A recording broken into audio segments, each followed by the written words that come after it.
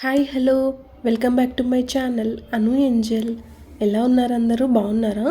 ఈరోజు నేను చేసే రెసిపీ క్యాబేజీ శనగపప్పు అండి. ముందుగా మనం స్టవ్ ఆన్ చేసి దానిపైన ఒక కుక్కర్ పెట్టుకోవాలి. అది బాగా హీట్ అయ్యాక సరిపడా ఆయిల్ వేసుకోవాలండి.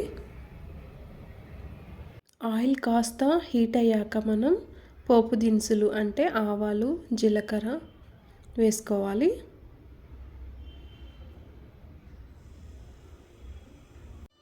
అవి కాస్త ఫ్రై అయ్యాక మనం ముందుగా కట్ చేసి పెట్టుకున్న ఆనియన్స్, పచ్చిమిర్చి కూడా వేసుకోవాలండి.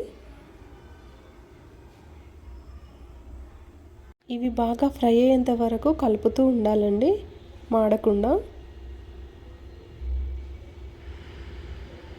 ఇవి బాగా ఫ్రై అయ్యాక ఒక స్పూన్ మనం అల్లం వెల్లుల్లి పేస్ట్ వేసుకోవాలి. ఇది కూడా వేసి ఒకసారి మంచిగా కలపాలండి. దాని పచ్చివాసన అంతా పోయే వరకు ఫ్రై చేస్తూ ఉండాలి.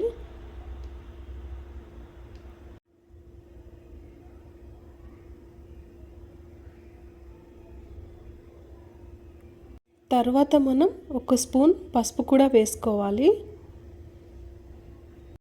పసుపు వేసాక ఒకసారి మొత్తం కలుపుకోవాలి. తర్వాత మనం ముందుగా నానబెట్టిన శనగపప్పు కూడా వేసుకొని కలుపుకోవాలండి.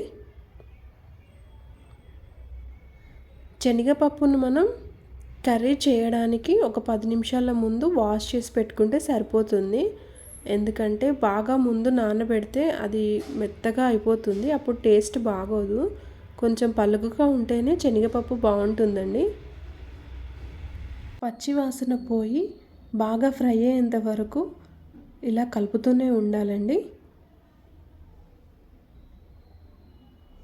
ఒక 2 మినిట్స్ ఇలా బాగా ఫ్రై చేశాక మనం క్యాబేజీని ముందుగా ఇలా చిన్న చిన్న పీసెస్లా కట్ చేసుకొని వాష్ చేసి పక్కన పెట్టుకోవాలి.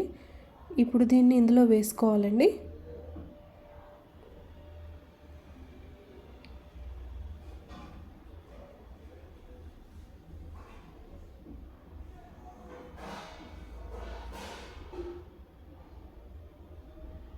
మొత్తం వేసుకొని ఒకసారి బాగా కలుపుకోవాలి.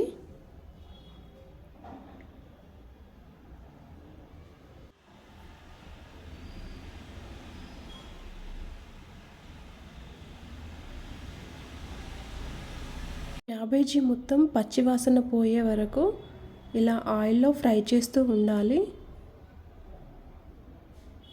ఒక 2 మినిట్స్ ఇలా బాగా ఫ్రై చేశాక క్యాబేజీ మొత్తం పచ్చివాసన పోయి ఇలా కలర్ మారుతుందండి.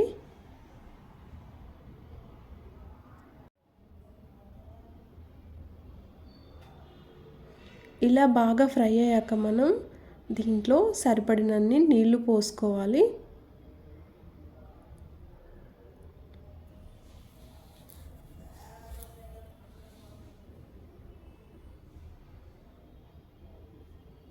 తర్వాత కుక్కర్ మూత పెట్టి ఒక 3 విజిల్స్ వచ్చే వరకు ఉడికించుకోవాలండి.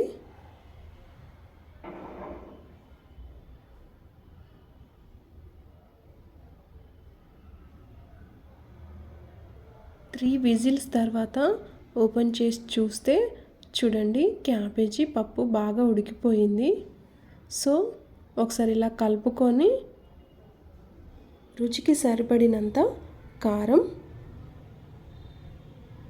మరియు ఉప్పు కూడా వేసుకోవాలి.